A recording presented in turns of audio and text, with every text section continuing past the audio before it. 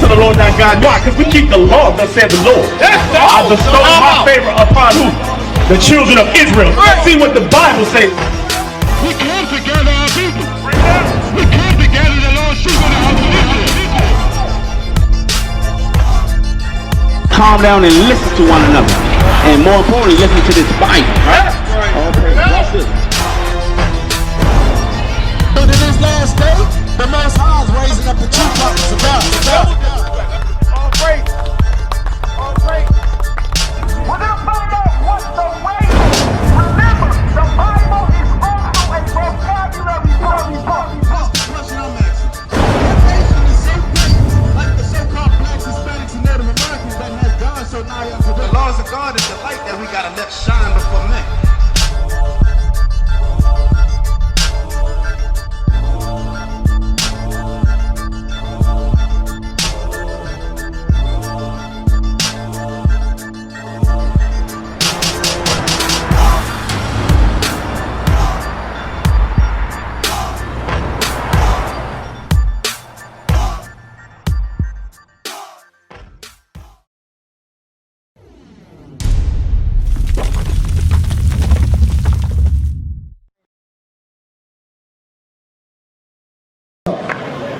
Jeremiah chapter 4 verse 22. For my people is foolish. Stop. So now, it says, God says his people is foolish. When we had this chicken sandwich, man, did you see the China man breaking into Popeyes, fighting over a chicken sandwich? You see that? The Bible says my people is foolish. Have you ever heard of Chinese on Chinese crime? So we can't just glaze over that. It says, God says his people is foolish. Negroes lined up, robbing the Popeyes for a chicken sandwich. You understand what I'm saying? Brother, do you understand what I'm saying? It says, read it again. For my people is foolish. They have not known me. We don't know the ways of the Lord.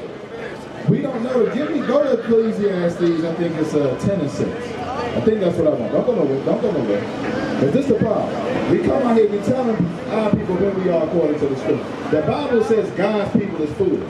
If God was dealing with everybody, everybody would have been in line fighting over a chicken sandwich. I didn't see one white man, one Arab man, one Chinese man, or one East Indian man literally jumping through the drive-through window to get a chicken sandwich. You only see Negroes. Fuck yo!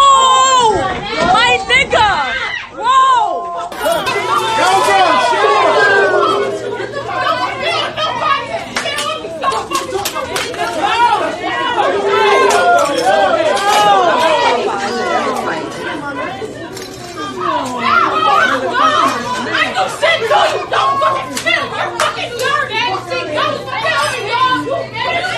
Oh my God.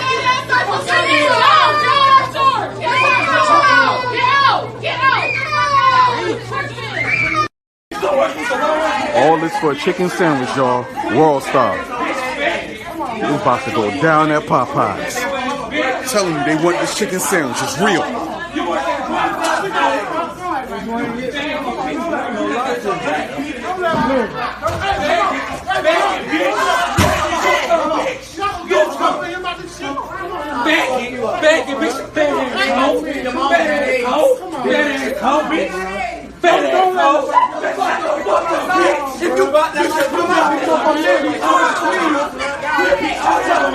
We used to work at Popeyes, get a real job. She got no money, she make $8. She make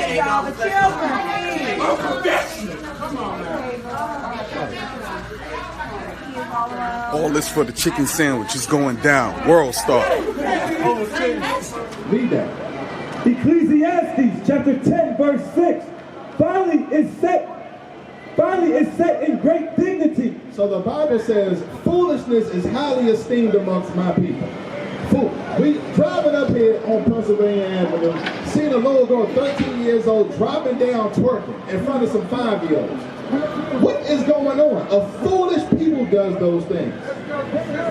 That's because the Bible says be foolish. Read it. Folly is set in great dignity. So folly is highly esteemed amongst our people. Read. And the rich sit in low place. So as a result of foolishness, because the Bible says we the rich of the Bible, you so-called blacks, Hispanics, and Native Americans, we the rich. But as a result of esteeming foolishness, we sit in a low place. The ghettos and slums, black on black crime, single parent homes. We burned down the CVS a couple years ago, and not even realizing that a lot of our people are sick with diseases because of disobedience to God alone. Many people couldn't even get their medicine. Give me some Rock 1 to 25. I'm going to show you something, because it go back to the fear of the Lord. I'm going to show you what the fear of the Lord does. And I'm going to bring you back up, officer. We do foolish things. You never see the Chinaman burn that. Matter of fact, they over there riding in Hong Kong right now. They ain't burned down one of their own business. They riding, you can look it up on your phones, Chinese rides. You ain't seen one Chinaman burn down the store. Only thing they had sense enough to do was tear down the cameras on the street. They ain't burned down one store, one business. We ride, a brother stubbed his toe. Negroes look for a reason to break up and loot and pillage. Read that. Ecclesiasticus chapter 1 verse 25. The parables of knowledge are in the treasures of wisdom. 1 to 25? Yeah, we got it. Ecclesiasticus 1 verse 26. If thou desire wisdom, keep the commandments. Right, because the Bible says we are foolish people. It says if we desire to become wise, we got to do what? Keep the commandments. That's what the brothers out here teaching. That's what's going to uplift our community. If we're serious about no shoot zones, safe streets, we got to come back to keeping the commandments, because we done tried everything else. They had the brother Elijah Cummings just passed away. What did he do for the people of Baltimore? He was in there for 14 years. Statistically, what has improved since he was over there representing our people in Baltimore? We got an epidemic of roaches and rats and opium. They not elected for your benefit. We've been voting for the Democratic Party, and we're not endorsing Republicans, but I'm dealing with the Democrats. That's what black people vote for. We've been voting for them, and Baltimore has voted for the past 60 years. You tell me, has the community gotten better or worse over the last 60 years? So what's the definition of insanity? Give me Deuteronomy 28:28. I'll show you. Doing the same thing over and over, expecting different results. That's a curse in the Bible. Bring it out for him, bro. So the Bible says we foolish and crazy. That's what the Bible says. Deuteronomy chapter 28 verse 28. The Lord shall smite thee with madness and blindness and astonishment of heart. The Bible said the Lord gonna smite us with madness. We gonna be crazy. We sitting here doing the same thing. Yeah, brother, vote for me in the next 4 years. I got you. And your community getting worse and worse. You gotta paint no shoot zones on your curb. But yet you voting for people that's telling you that they gonna clean up your community. They living in houses. What's up, brother? What's that? I'm feeling great, brother. We out here doing the Lord's work. That's the truth message. Right. We talk about our community, but if we keep in God's community, the world is going to get worse. The world is going to get worse. We're not worried about everybody. We're talking about our people. We're talking about our people. I'm not worried about the Chinese man. I'm talking about my people over here on North and Penn. That's right. Because I ain't never heard of Chinese on Chinese crime. I ain't never heard of white on white crime. Right. What we got to focus on is dealing with ourselves. First, we got to identify who are we. Because you look at that, you look like the man on that poster. That's what Christ looked like. Right, so what you need to do is you need to repent and keep God's commandments and come on this side of the signs to help uplift your people. That's what we out here to do. We out here to help our people. We all was sick. All of us up here, we ain't dropped down from out of heaven coming down here. We was selling weed, hitting the hose, doing all kinds of stuff that everybody else out here was doing. But the Lord called us, so we got to come out here and call you all in. That's what we out here doing. All praises. So he's bringing out a lot of information. I pray y'all take heed to that. All right, so in Deuteronomy 28, he said we're going to be smitten with madness, right? Y'all heard that, right? So why did that happen? Go to verse 15. Deuteronomy chapter 28, verse 15. But it shall come to pass, if thou wilt not hearken unto the voice of the Lord thy God, to observe, to do all his commandments and his statutes, which I command thee this day, that all these curses shall come upon thee and overtake thee. So it says, the reason that smitten with madness would fall upon our people is because why? We were not keeping the commandments. We didn't want to hearken to what God had to say. So all these curses will come upon us. Is a curse a good thing or a bad thing? Brother in the purple breakers in it. Brother right here with that. Brother, let me ask a question. What does it mean? What is a curse? Is it a good thing or a bad thing? It's a bad thing, right? Read it again. Pay attention, brother. Give it. But it shall come to pass, if thou wilt not hearken unto the voice of the Lord thy God, to observe to do all his commandments and his statutes, which I command thee this day, that all these curses shall come upon thee and overtake thee. Come to verse 16. Cursed shalt thou be in the city. So, as a result of disobedience, God says that we will be cursed in the city. Okay?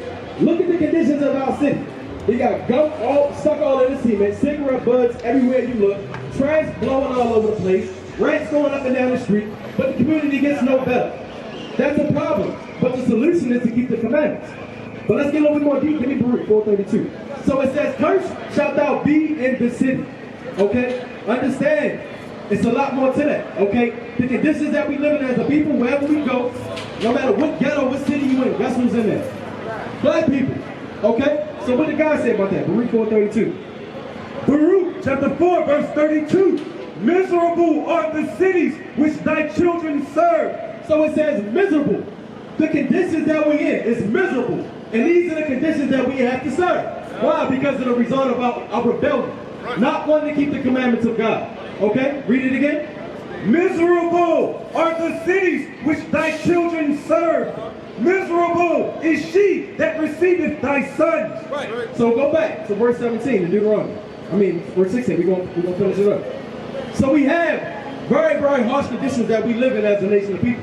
We don't want to be in these conditions, but we ain't got no choice. We the last hire, the first five. Okay, if it's hard for us to get a job as a people, we back on child support. We in court every other month trying to fight for custody of children. Whatever the case it may be, these are the curses in the city. Read that. Deuteronomy 28:16. Cursed shalt thou be in the city, and cursed shalt thou be in the field. So who can give me an example out of y'all three men? Who can give me an example of how we will curse in the field? Yes, sir. Slavery. There you go. What was we picking? Cotton. Picking cotton, right? Northern Kingdom. What was we picking? Sugar cane. Ain't no difference. We all fit the curses.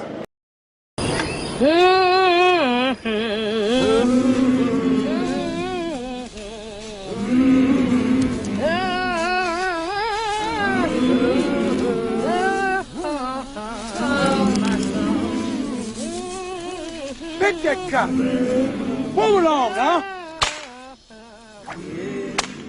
Come on, Evan. Drive them niggas. Pick that gun. Move along now. Here. What you doing, boy? Come on. 240 for Bob. Sun gon' set here. Sun down the mountain. Sun gon' set here. Sun down the mountain. Sun gon' set here. Sun down the mountain. Teach me, Lord. Edward, get him water. I just work here. I just work here. Shut up. I just work here. Shut up. Lord, teach me about this world. I'll be back here. Nigga, get up. I'll be back here. I'll be back here. What you looking at, boy? Keep picking, boy. We are one nation of people. Okay? It says, curse shalt thou be in the city and curse shalt thou be in the field. Okay? Today, bringing it up to speed. How are we still cursed in the field? Because some people say this is Old Testament. Not only that, bro, we working 12, 14 hours a day. Going back and forth to work. Half of our day is gone giving it to the white man versus spending time with our families. That's cursed in the field. Okay? It ain't no different. The scripture say ain't nothing new under the sun. Read on. Cursed shall be thy basket and thy store. So when it comes to our basket, meaning what? Our money, our pockets. We can't hold no money. We can't save no money. The dollar don't even last by the day in the black community.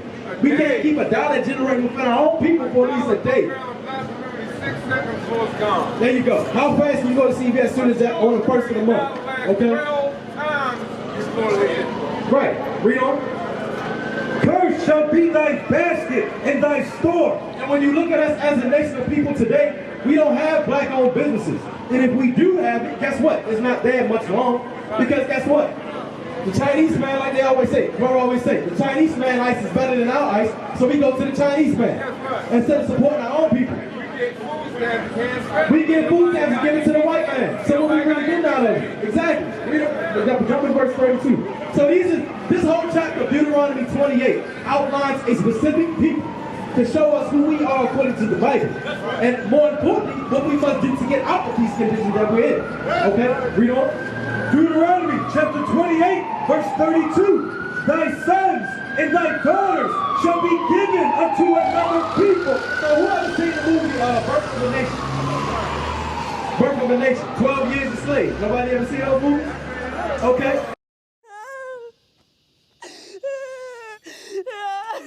Eliza.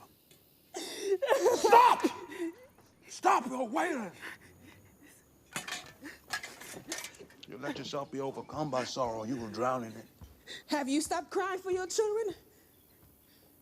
You make no sounds, but will you ever let them go in your heart? Read it again. Thy sons and thy daughters shall be given unto another people. So your children, our foremothers when we were in slavery, our forefathers, that's what happened. As a result of not keeping the commandments, our children were given to another people, meaning another nation of people. And we had nothing we could do about it. Read on. And thine eyes shall look and fail with longing for them. Because all we can do is sit back and cry. When a black man and black woman, Hispanic man and Hispanic woman lost their children, they ain't had no military might in their hand to do nothing about it. All we can do is sit there in depression. Read. And thine eyes shall look and fail with longing for them all the day long, and there shall be no light in thine hand.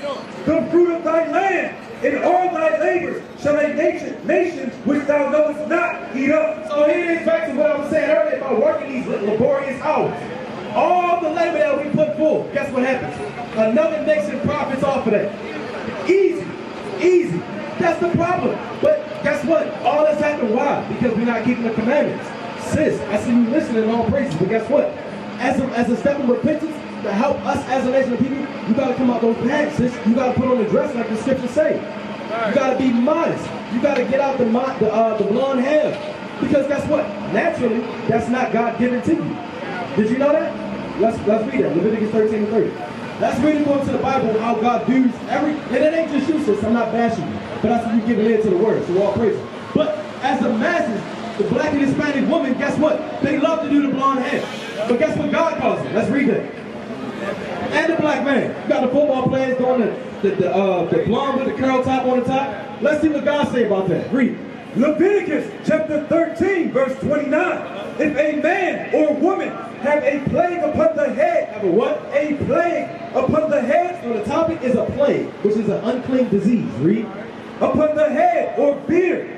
Then the priest shall see the plague, and behold, if it be in sight deeper than the skin, and there be in it a yellow thin hair. A yellow thin hair. Yellow is a French word for blonde.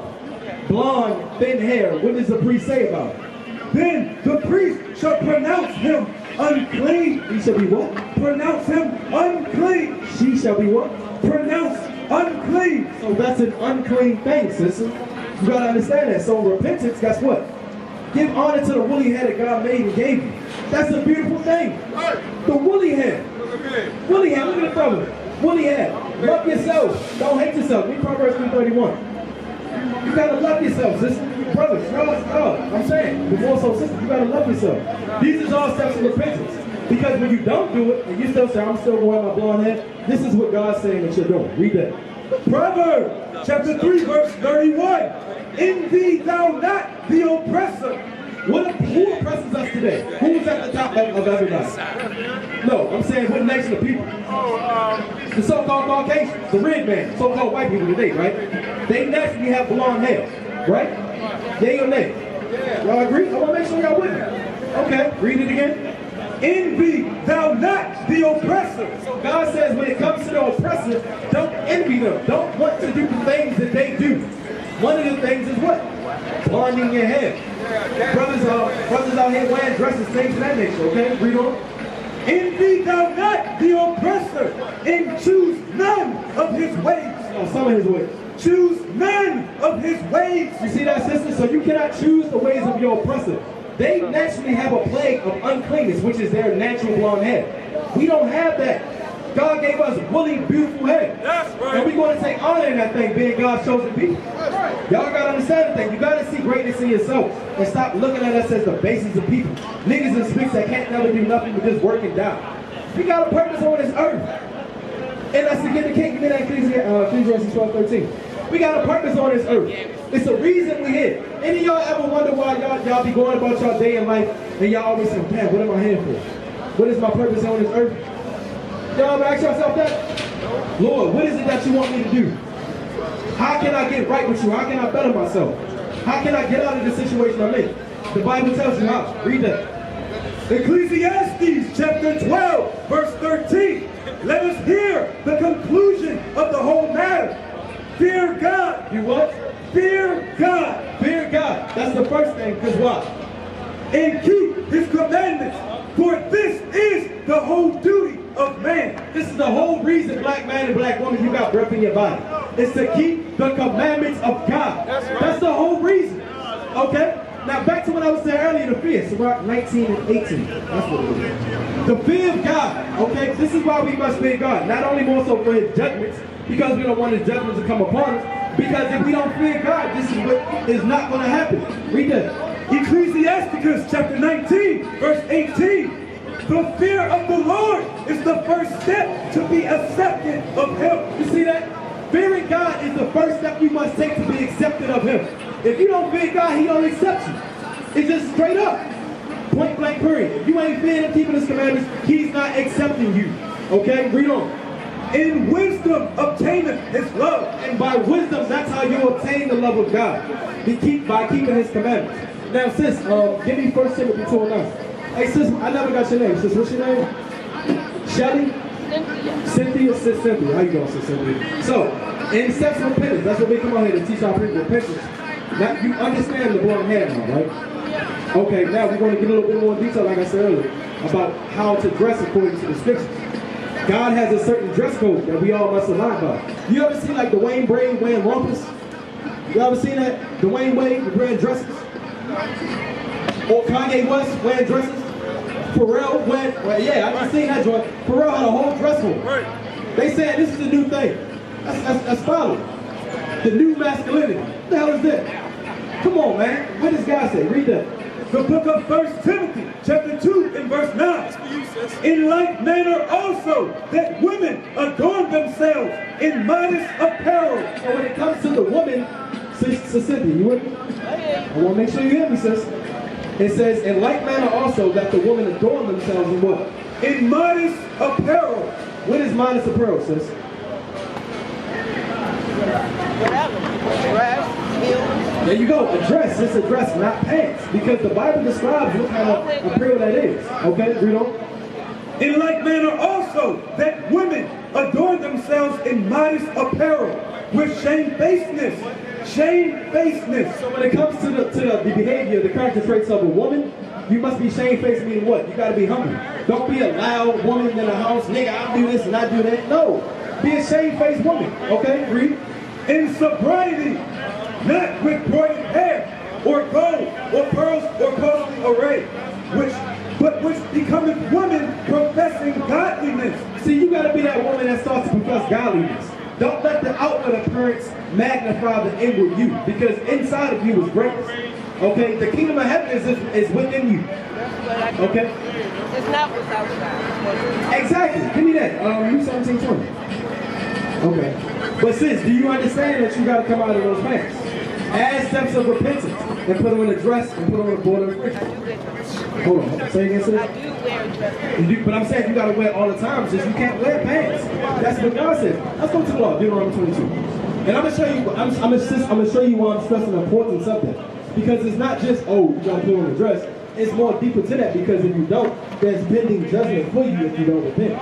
And that's what we wanted you from. That's love. That's the same thing as And I'm going to get that too. You said judgment, right? We're going to get that. Read that. Deuteronomy chapter 22, verse 5. The woman shall not wear that which pertaineth unto a man. So what that means, sis? I know what it means. Explain it, sis. Then what he says. Read it again. The woman shall not wear that which pertaineth unto a man. So you say you already know, but I explained it for everybody else who's listening. The woman ain't supposed to wear things that pertain to a man. Majority, pants. Women like to wear the leggings, the tight jeans, the hug the hips. That's out of order with God. Read. Neither shall a man put on a woman's garment. Like we said earlier about Pharrell. Neither shall a man put on a woman's apparel. Like you got men today wearing dresses. That's out of order with God. We have gone backwards. We have become the basis of people when God said we're the greatest people on earth. Right. We gotta bethink ourselves. Read. For all that do so. So for every last person, sis, if you don't come out of those pants, if Pharrell don't come out of them dresses, what does God say about you? Read. For all that do so are abomination unto the Lord thy God. Meaning what? God hates that thing. He hates you doing that thing. He hates the sin and the sinner. Make no mistake about it. Okay? Go to Zephaniah 1 and 8. Now this is why I was stressing the point of why you gotta change the way you dress. Okay? Steps in repentance. That's all it takes. One by one. Take steps. Deal with the head and deal with the pants and whatever else it may be. But you gotta check on that flyer too, sis. You got a school on the back. Read that. Zephaniah chapter 1 and verse 8. And it shall come to pass in the day of the Lord's sacrifice. So this is going into the second coming of Jesus the Christ. When he comes back, all those people that what? Read. That I will punish the princes and the king's children, and all such as are clothed with strange apparel. You see that? God calls what you have on strange apparel. Because why? That belongs to a man. If we was all up here in dresses, we'd be like, this brothers is strange. We gonna get judged with strange apparel, and that's what we don't want for you. We don't want you to purge, we want you to repent. You understand that, sis? Give me thank you, all praise. So you said I can't judge, right? Get it? Is that Leviticus 19 and 15? But there's a certain. Okay, you said I was judging you, right, sis? Now let's see what God says about it. No, I'm sorry. If I said it wrong, sis, explain it. It's okay. No, it's not about it. Read it. Leviticus chapter 19, verse 15. Ye shall do no unrighteousness in judgment. But what? We can judge. Read it again. Ye shall do no unrighteousness in judgment. So when it comes to judgment, we shouldn't do any unrighteousness. Being a respectable person, saying what? If you, let's say both of y'all in contrary clothing, okay, he got on a dress and you got on pants, and I show more favor to him than you. No, both of y'all get corrected. That's an example of doing no unrighteousness in judgment. Both of y'all get the same judgment for transgressing the law. Okay? So we can judge according to scriptures. Now if I said it wrong, sis, correct me. Huh? Alright, read on. Leviticus 19, verse 15. Ye shall do no unrighteousness in judgment. Thou shalt not respect the person of the poor, nor honor the person of the mighty. But in righteousness. But in what? In righteousness shalt thou judge thy neighbor. So in righteousness, meaning according to God's laws, we're supposed to judge our neighbor. What is righteousness? Deuteronomy 6:25. Basic steps, and we got to explain to give the sense to our people. Okay, because some people say, what is righteousness? Oh, it's just things that's good to God. But what does God say righteousness is? How we judge our neighbor in righteousness. Read that. Deuteronomy chapter 6, verse 25. And it shall be our righteousness if we observe to do all these commandments before the Lord our God, as he commanded us. So brother in LA hat, what does it mean to be, what is righteousness? Righteousness? Yes sir, we just read it. I mean, that's a loyal person. Read it again. You're an up-to-date person. Read it, what does the Bible say though? Read it, listen close brother, listen close. Deuteronomy chapter 6, verse 25. And it shall be our righteousness. So this is how a person is considered a righteous person. Read. If we observe to do all. To what? To observe to do all these commandments before the Lord our God, as he hath commanded us. So what does it mean to be righteous according to the Bible? To obey what? His laws, exactly. That's what righteousness is. So that's what we judge according to. We judge according to God's laws. Now they will see the true men of God. We are not black men, we are the Israelites.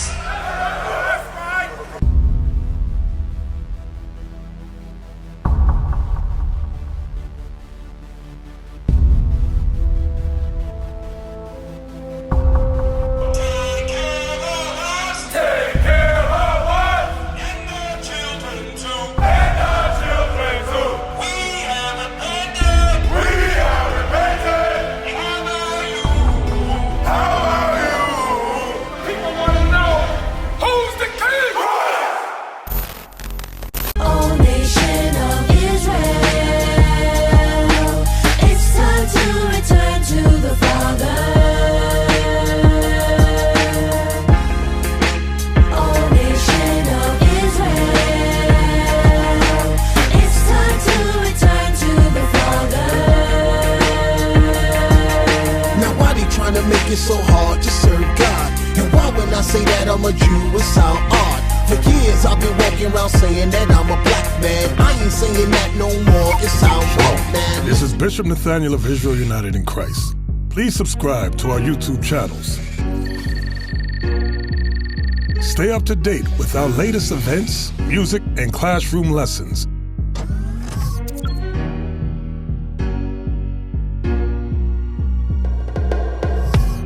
IUIC plans to continue visiting different countries where this gospel has not been preached before. IUIC needs your help in pushing this truth.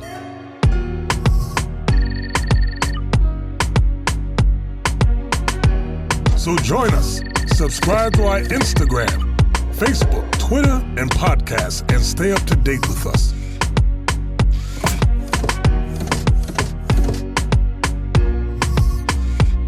For more information, please visit www.israelunite.org.